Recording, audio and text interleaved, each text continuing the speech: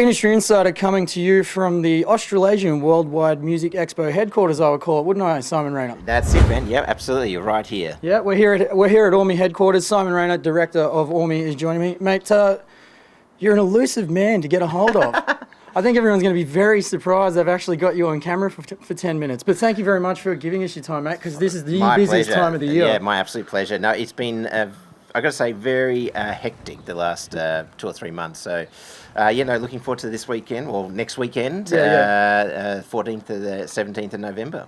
It's gonna be great, and it gets bigger every year. And is this the sixth year? Sixth year this year, yeah. Yeah. So tell us, for everybody out there that doesn't know the concept of AWME, tell us a little bit about how it came to be and how you got into the director's role. Yeah. Well, it really came about by me travelling to trade fairs around the world, and sort of realising that there wasn't a lot of Australian, content and showcases at some of these trade fairs that I'd been to, mainly in Europe, but also in North America, specifically for Australian roots music.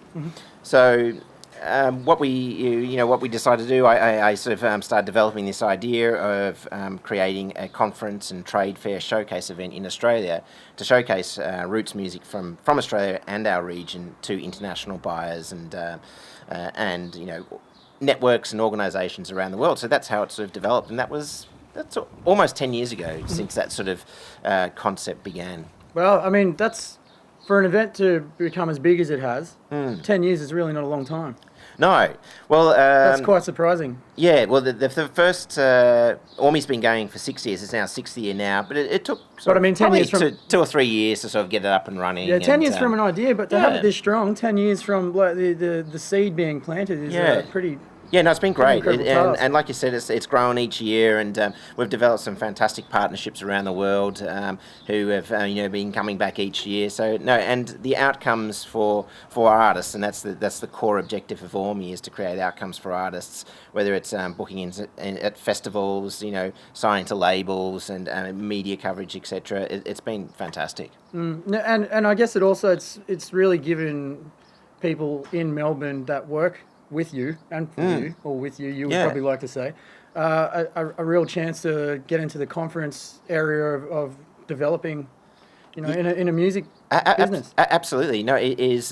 There's great opportunities for, the industry here in Melbourne and, the crew that we work with to create those networks internationally. And other opportunities come from that. It may not be a direct result of an artist showcasing at AWME, but it might be delegates meeting up and developing collaborations on different projects and exchange and so on, and other festival directors here in Australia going to other festivals internationally.